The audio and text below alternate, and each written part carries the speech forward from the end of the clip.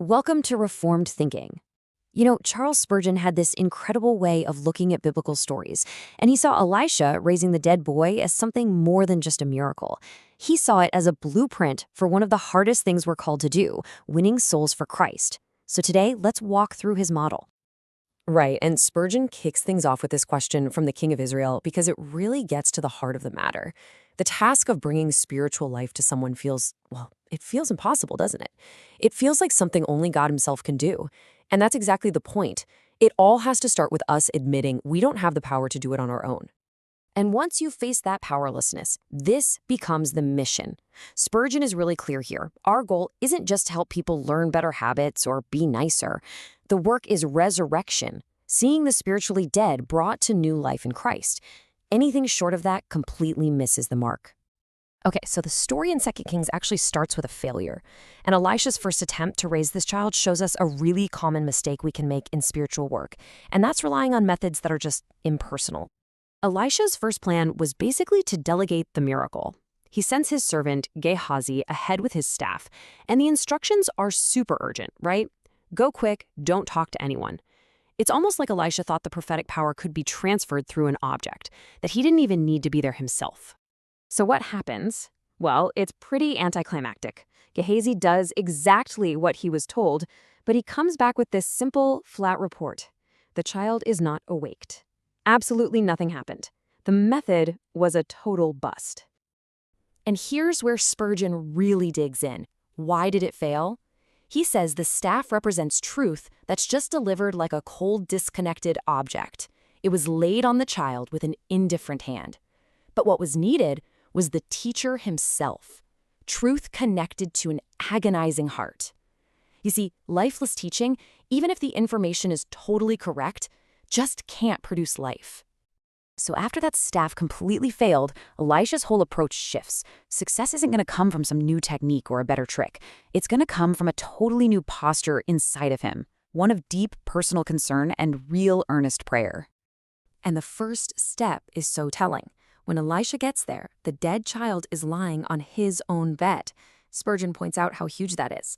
Before you can ever be a blessing to a student, that student has to be taken into your heart. They have to become a genuine, constant concern for you. Then Elisha goes back to what Spurgeon calls the orthodox method. It's the one his master Elijah had used before him. He shuts the door, blocking out every distraction, any thought of his own reputation, and he prays directly to the Lord. This right here is where the real work gets started. After the prayer came this incredibly vivid action.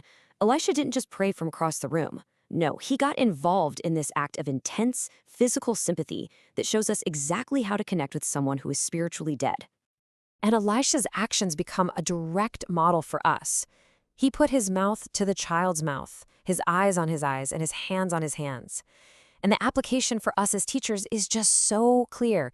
You have to adapt your language to theirs. You've got to try to see things from their perspective, and you need to feel their trials. It's about total identification. The text even says that Elisha, a grown man, had to stretch himself to cover the small child. Spurgeon uses this to show that real teaching isn't simple. It means that even the wisest person has to use all of their skill and energy to make that connection. And this really is the heart of it all, isn't it? If you want to be an instrument of life for someone, you first have to touch the reality of their death. You have to let yourself feel the chill and horror of their spiritual condition before you can ever be used to raise them from it. Now, Elisha's intense, personal effort wasn't met with this immediate, full-blown resurrection.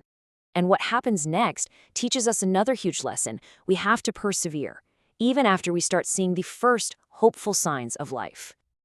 So the first sign of progress was that the child's flesh grew warm. I mean, that's a positive sign, for sure. It's a direct result of Elisha's action. But here's the thing, warmth is not life. It's a hopeful sign, but it is not the final goal. And that just forces us to ask ourselves, right? In our own work, are we happy with just warmth? Maybe a little bit of interest or some conviction in someone? Or do we keep pressing on, keep praying for true, genuine conversion? Instead of being satisfied, Elijah gets up and he walks the house to and fro. Spurgeon has a great name for this, a consecrated restlessness. It's this holy dissatisfaction with incomplete work, a kind of spiritual labor that just keeps going until that new life is fully there. So Elisha stretched himself on the child a second time, and then the climax. The child sneezed, not once but 7 times. This was it, the definite physical proof that life had fully returned. Now, let's be honest, sneeze isn't the most musical sound, but it meant life. And the lesson there is that we should be so grateful for any true, even if it seems feeble, sign of new spiritual life. A simple prayer, a genuine question. It's proof that God is at work. So when you put all these pieces together, what Elisha did gives us this complete blueprint for the work of raising the spiritually dead. Here's the whole method, summed up. It starts by really seeing and understanding the person's spiritual state. It's got to be fueled by passionate prayer. It requires that sympathetic, adaptive contact, the stretching. Then it continues without restless perseverance, and it finishes by thankfully accepting any real sign of God's grace. And this timeline just lays it all out.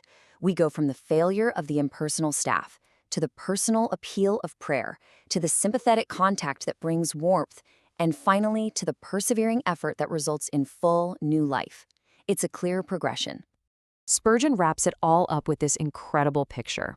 He talks about a mountain guide who, at a dangerous pass, straps the traveler to himself and says, "Both of us, or neither." That's the idea.